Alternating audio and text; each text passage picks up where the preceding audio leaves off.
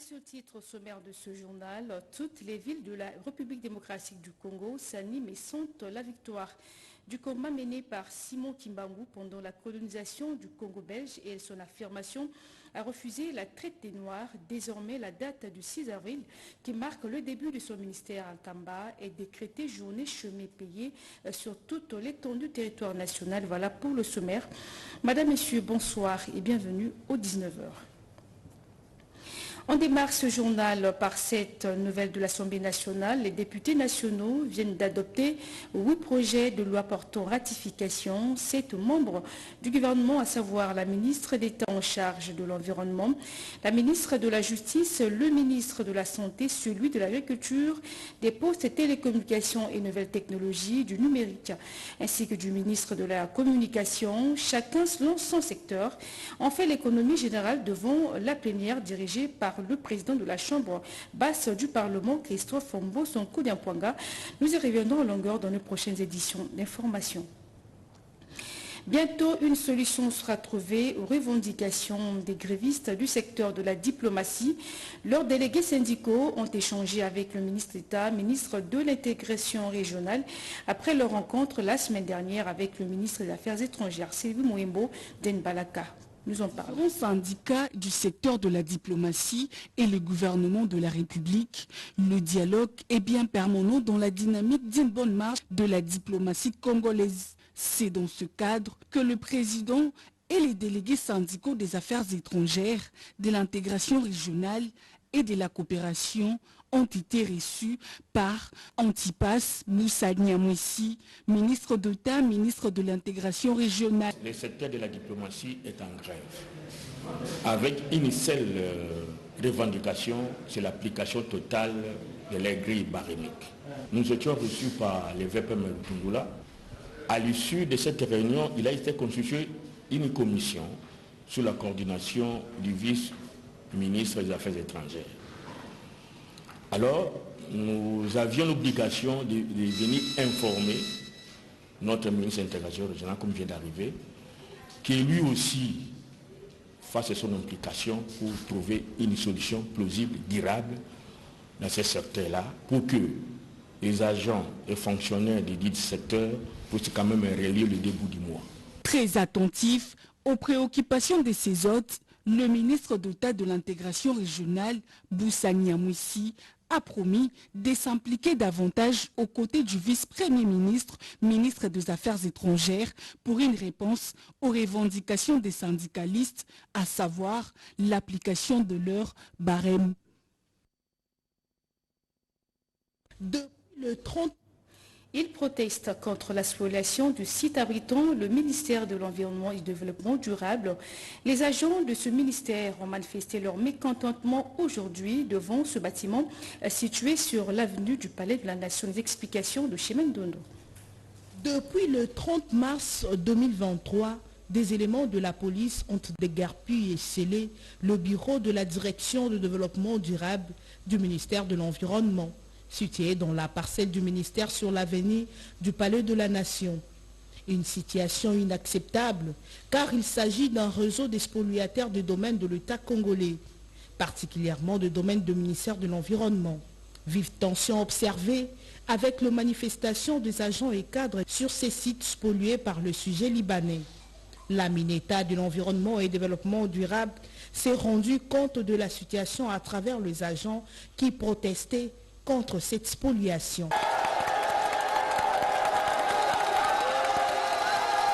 Elle a rassuré les agents de sa détermination à trouver des solutions idoines. Il sera question de déposer le tas de ces biens de manière illégale par de tierces personnes. Le gouvernement congolais aspire au développement de son pays. Du côté des acteurs du secteur public et privé ont fléché également à l'avenir de la RDC. Ils se sont penchés récemment sur les stratégies susceptibles d'améliorer la desserte en eau potable en faveur de la population congolaise. Prennent part à ces travaux les partenaires au développement. Reportage.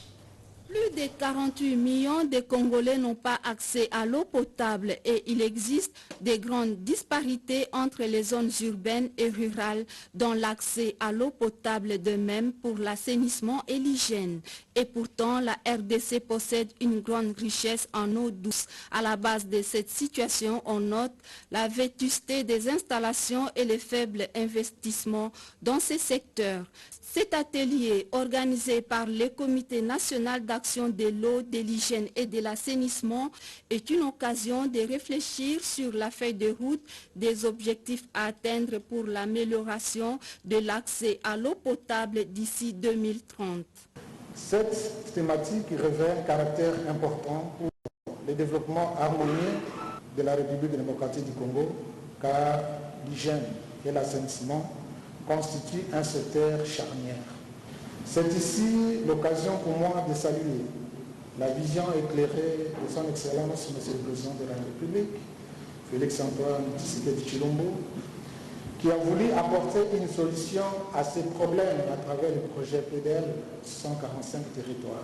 Cette journée de réflexion a connu plusieurs interventions sur la couverture santé universelle, l'engagement de la Banque mondiale d'accompagner le gouvernement congolais dans la desserte en eau potable à la population pour éviter les maladies d'origine hydrique. Le gouverneur militaire de l'Ituri se réjouit de l'organisation de dialogue intracommunautaire de la communauté de l'Ituri. Dernière organisation en date est celle de la communauté EMA. Pour le lieutenant-général Luboyanka Chamadjouni, il est temps pour que les membres des comités de l'Ituri se réconcilient à travers une concertation élargie. Junior Selemani. Le chef de l'État, Félix-Antoine Tshisekedi Tshilombo, lancé aux groupes armés à rejoindre les camps de la patrie pour la reconstruction du pays, trouve un écho favorable en territoire de Mombasa. Ces groupes armés Maï-Maï décident de signer l'acte d'engagement de cessation des hostilités. Ceci à l'issue d'une consultation de 4 jours menée par la coordination du pays de DERCES. Ce geste de ces forces négatives est salué par la notabilité du territoire de Mombasa. Pour sa part, le coordonnateur du pays de DERCES en Ituri, Willy Abibou Sebo Maïse, encourage d'autres groupes armés à emboîter les pas. Il est vrai que nous pouvons avoir des mésententes avec nos proches. Quelle que soit la plaie de celle-ci, nous devons savoir que par les armes, nous ne saurions résoudre nos problèmes. Par contre, on ne fera que s'affausser davantage. Signalons que la reddition de ces Maï-Maï intervient après la remise des armes d'un groupe d'autodéfense devant le vice-ministre de la Défense nationale et ancien combattant lors de son séjour en Ituri. Ceci s'inscrit dans l'approche non militaire privilégiée par le gouverneur Luboyanka Chamadjouni dans la résolution. Voyons à présent l'évolution des travaux de quelques infrastructures routières dans la province du Nord Kivu. Des projets à réaliser pour l'intérêt général de la province du Nord Kivu, c'est entre autres les points qui étaient au menu des échanges entre les notables Jonas Kasimba, PDG de Jokas Group, et le gouverneur militaire Constant Dima Kongba ce lundi 3 avril 2023 au gouvernorat du Nord Kivu. Pour Jonas Kasimba, leur entretien était plus axé sur ce qu'il faudra faire après la guerre pour développer le Nord Kivu. Nous exécutons certains contrats avec le gouvernement provincial et c'est à ce titre que je suis venu présenter mes civilités à l'autorité, mais aussi voir comment nous allons développer la province ensemble, car bien même on est pendant une période de guerre. Nous espérons qu'après la guerre, il faut développer, stabiliser la province. Et c'est dans ce sens-là que je suis venu discuter avec lui sur certains projets dans le cadre de perspectives d'avenir. C'est un peu ça le gros de ce que nous avons échangé. Jokas Group, c'est une société qui est toujours partenaire du gouvernement, tant national que provincial.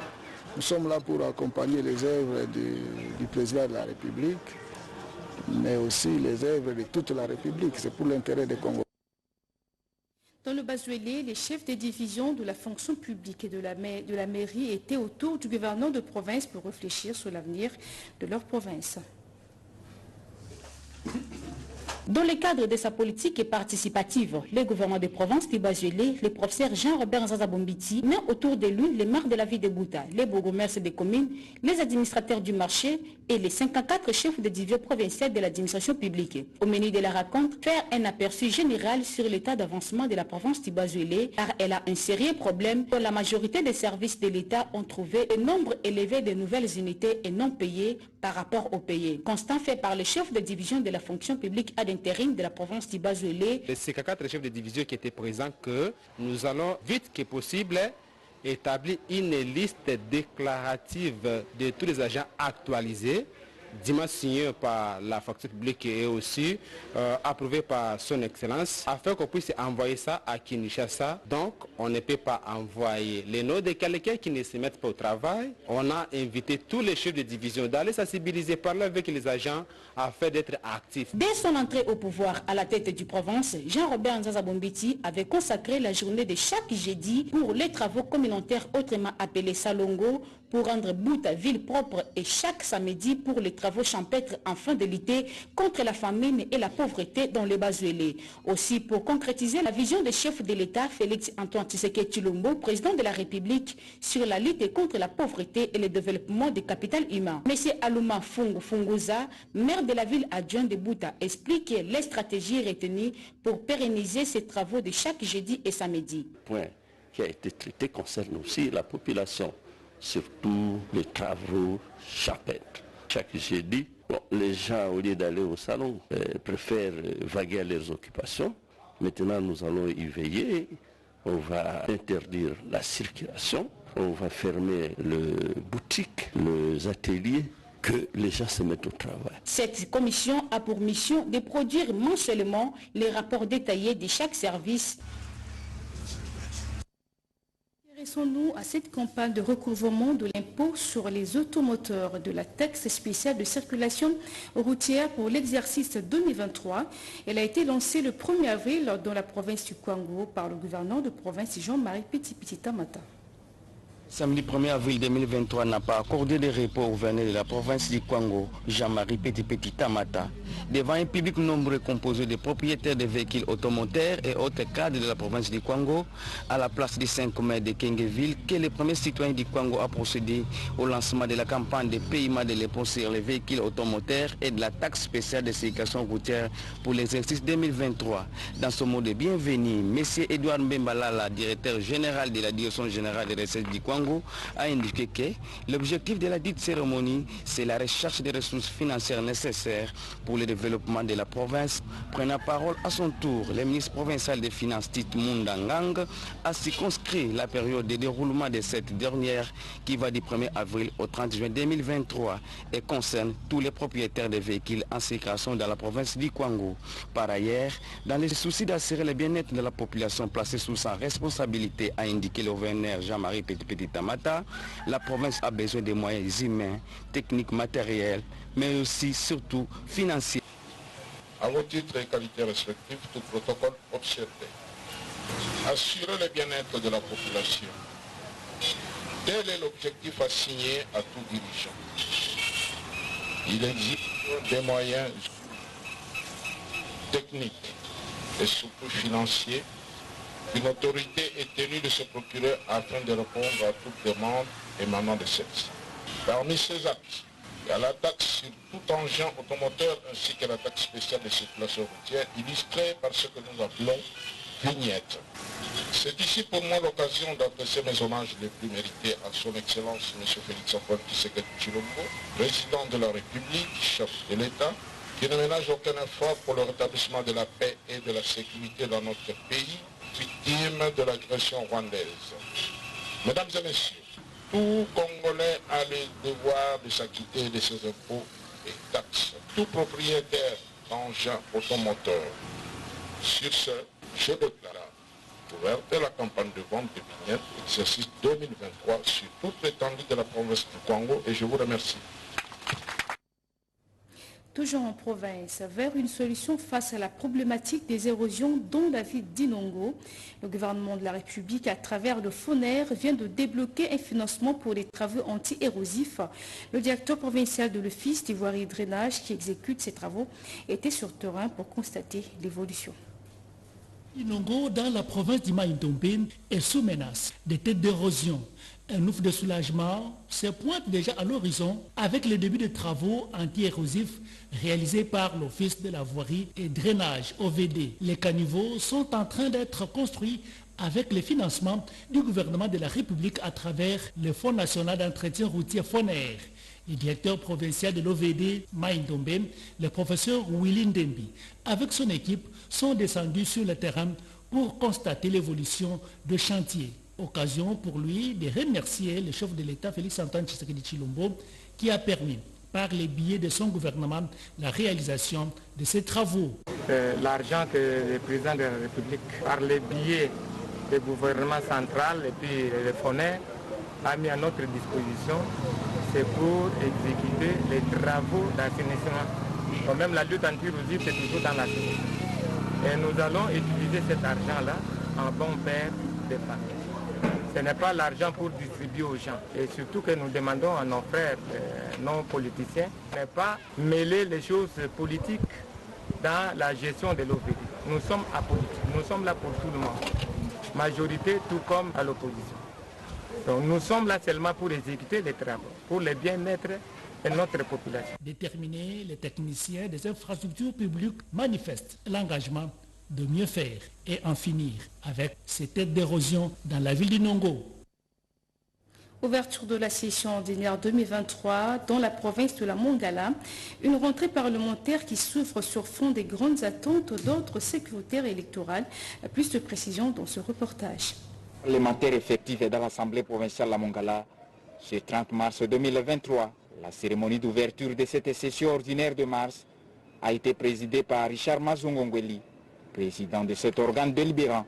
Dans son speech, l'honorable président a indiqué les matières qui seront traitées tout au long de cette session. Présentation par le bureau du rapport de la gestion financière de l'Assemblée provinciale de la Mongala, suivi du contrôle interne de la comptabilité financière, période allant du mois d'août 2022 au mois de janvier 2023, soit 6 mois. Présentation par le bureau des différents rapports des vacances parlementaires, période allant du 30 décembre 2022 au 29 mars 2023. Audition, examen et adoption de quelques propositions et ou projets d'édit. Passant en revue la situation générale de la province, le speaker de l'organe délibérant a indiqué que les relations entre son institution et l'exécutif provincial sont au beau fixe, mais il y déplore tout de même l'insécurité qui sévit dans certains coins de la province. Les informations en notre possession renseignent que la sécurité n'existe pas dans certains coins de la province. C'est ici l'occasion de demander à l'exécutif provincial et aux différents services de sécurité de multiplier les efforts pour protéger la population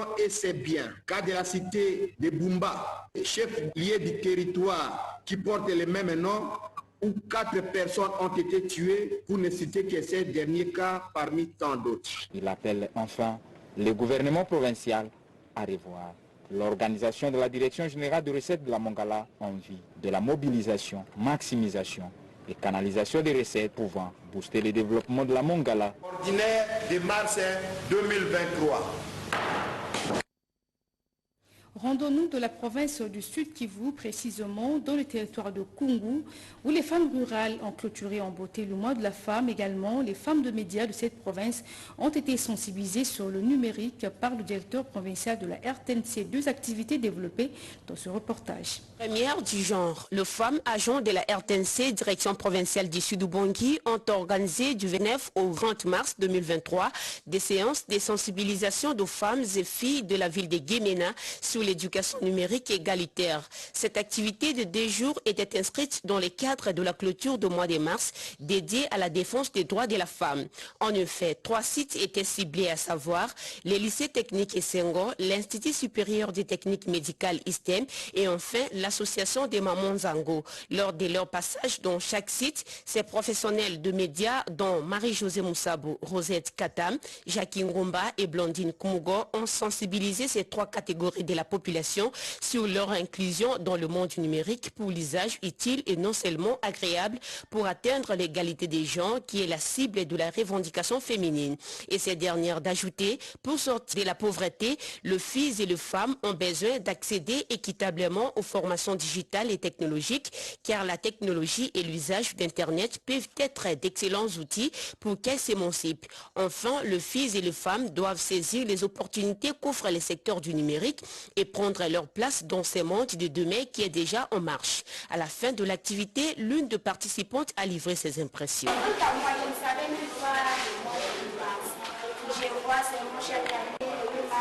Les femmes s'habillent, les filles persécutées. Je ne comprenais même pas.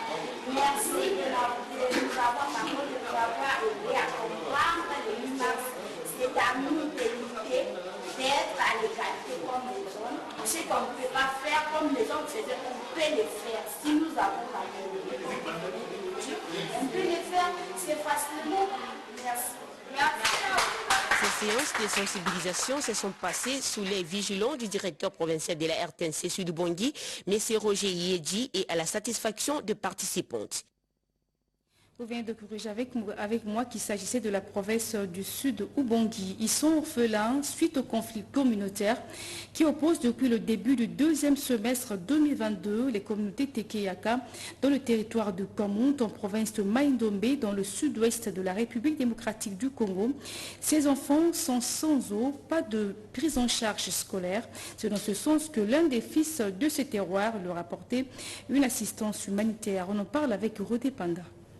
Le conflit Tekeyaka entre deux communautés de la RDC a jeté dans la rue plusieurs orphelins. Aujourd'hui, devenus des sinistrés sans abri, ils endurent beaucoup de difficultés à caractère social à la suite du décès de leurs parents. Saisi de la situation, Rigobert Koutamwana Kouta, un des notables de l'espace Grand Bandundu, leur a rendu visite de réconfort dans le site de Maluku à Kinshasa. Faute d'une prise en charge pour aller à l'école, ces enfants en âge de scolarisation sont abandonnés à leur triste sort et ne savent pas reprendre le chemin de l'école. Sans eau ni électricité, avec des conditions hygiéniques précaires, le calvaire est total. Voilà pourquoi Rigobert Koutamwana Kouta fait un SOS aux responsables du pays et aux personnes de bonne volonté de tenir compte de ces fils et filles du pays. Il était tout à fait nécessaire que nous venions ici pour la troisième fois, pour que nous leur apportions un peu à manger. Je lance un SOS directement vers le gouvernement, je voulais dire vers le chef de l'État, pour que le plus rapidement possible, que le gouvernement se saisisse de cette situation. Nous ne pouvons pas, nous, en tant que SOS Grand Bandundu, continuer à enterrer des morts ici. C'est pourquoi, monsieur le ministre des Affaires sociales, il est grand temps que vous puissiez faire quelque chose. Ces notables de l'espace Grand Bandundu, Rigobert Koutamwana Kouta, leur a remis quelques vivres et non-vivres pour leur survie. La joie était la seule expression de gratitude. Autre actualité, la ville de Béni a accueilli une formation des cellules de paix et de développement.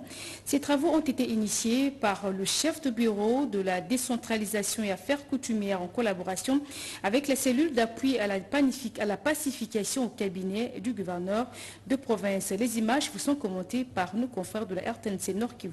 Une série de renforcements des capacités des structures locales de paix et de développement de la ville de Béni par la cellule d'appui à la pacification au Nord Kivu, CEPAP en sigle. Madiri Chavouingo Gaspard, chef de bureau en charge de la décentralisation et affaires coutumières, qui a ouvert officiellement cette activité, appelle les participants à l'abnégation et à la collaboration pour favoriser un nouveau mode de gouvernance de la ville de Béni à partir des cellules de base. Il sera question de renforcer les capacités des animateurs des comités locaux de développement des quartiers afin de voir la qualité de leurs prestations améliorée dans leur rôle d'accompagnement des autorités communales et urbaines. Et ce, dans le respect des orientations de son Excellence, M. le gouverneur de la province de Nord Kivu, mon lieutenant général Constant Lima. De ce côté, Gédéo Kassereka, coordonnateur de cette cellule au cabinet du gouverneur de province, les instruments juridiques déjà établis par la province dans les édits et arrêtés accordent d'ores et déjà à ces comités locaux le droit de participer à toutes les actions du Fonds social de la République. Il nous prévient que toutes les actions que la République engage en mode de démocratie, les communautés doivent participer. Et la province du Nord Kivu avait déjà structuré ça à travers des comités locaux de paix et de développement qui travaillent au niveau des mairies, des territoires, des communes, des chefferies, des quartiers, de groupements, jusqu'au niveau des villages. Notons que ces formations vont prendre 6 jours. La République démocratique du Congo excelle aujourd'hui par la formation d'experts en matière électorale grâce à l'école de formation électorale en Afrique centrale. Une nouvelle session a débuté hier au centre hellénique de Kinshasa en présence du représentant permanent de la CEAC et du conseiller principal du chef de l'État au collège politique et processus électoral, Kinanga Moussachi.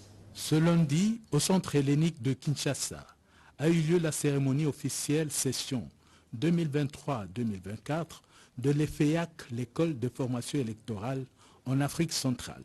En tant que centre d'excellence de la communauté économique des États d'Afrique centrale, celle-ci a délégué son Excellence Monsieur l'ambassadeur Daniel Pascal Elono, représentant permanent en RDC.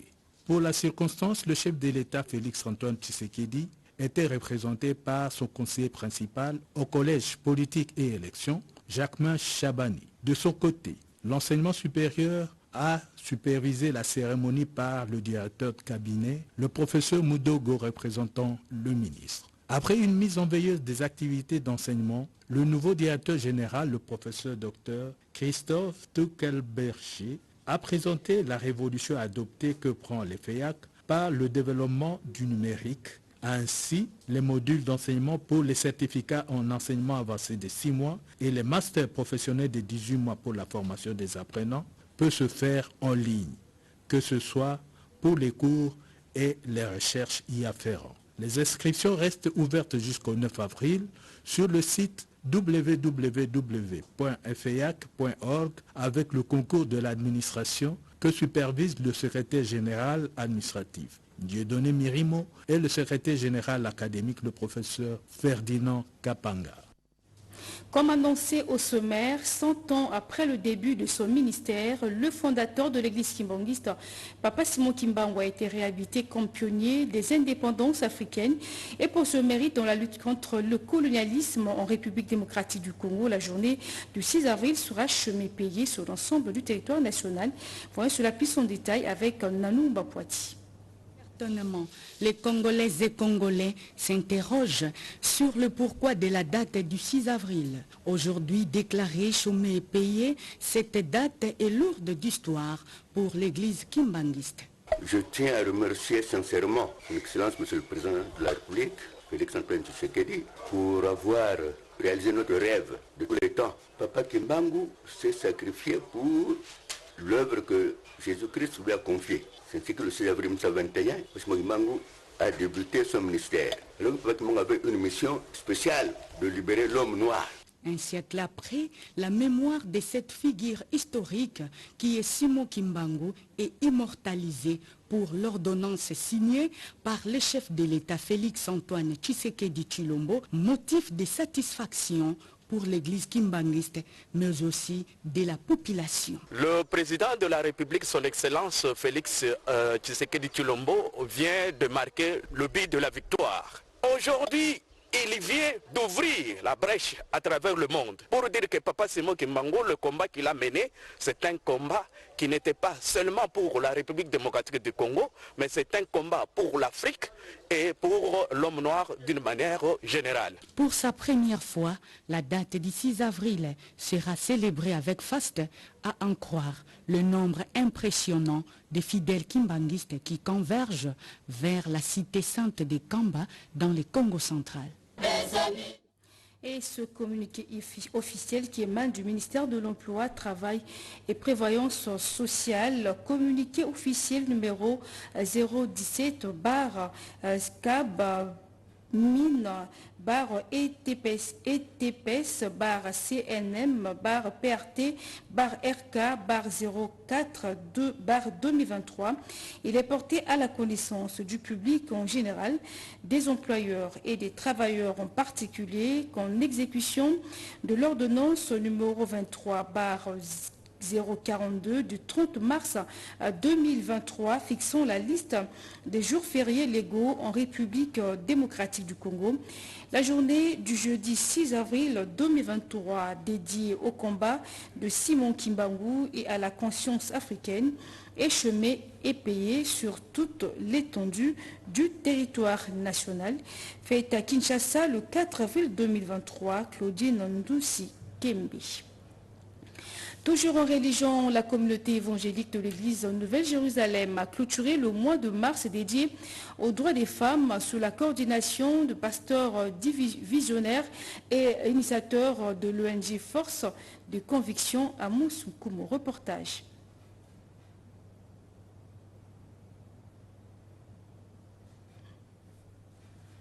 Nous disons que la communauté évangélique de l'église Nouvelle-Jérusalem a clôturé le mois de mars dédié aux droits des femmes sous la coordination de pasteurs visionnaires et initiateurs de l'ONG Force de Conviction à Moussoukoumo.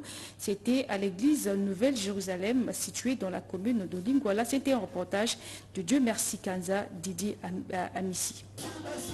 C'est devant cette assemblée pléthorique que le mois de mars dédié aux droits des femmes a été clôturé à la communauté évangélique de l'église Nouvelle-Jérusalem avec le visionnaire pasteur Amos Koumou et initiateur de cette maison de Dieu et de l'ONG Force des Convictions. Conscient de sa responsabilité patriotique, le pasteur Amos Koumou a appelé ses fidèles féminines à soutenir et prier pour les femmes victimes de violences sexuelles et des actes barbares, sans oublier nos vaillants soldats des FARDC au front pour défendre la partie orientale de la RDC. Bien-aimés, vous devez aussi prier pour les autorités et pour le nouveau gouvernement qui vient d'être installé. Que l'Éternel s'occupe de tous ces gens-là qu'on vient de nommer. Que Dieu s'occupe de notre président de la République. Que Dieu s'occupe des agresseurs de notre pays. Que l'Éternel se manifeste, qui donne la force aux vaillants soldats de l'RDC, de FARDC. Ces mois avaient commencé avec des gestes de charité par cette communauté évangélique Nouvelle-Jérusalem sous la coordination de pasteur Amos Koumou. Ces femmes saluent la promptitude et la valeur qu'accordent leurs visionnaires à l'égard des femmes au sein de cette communauté.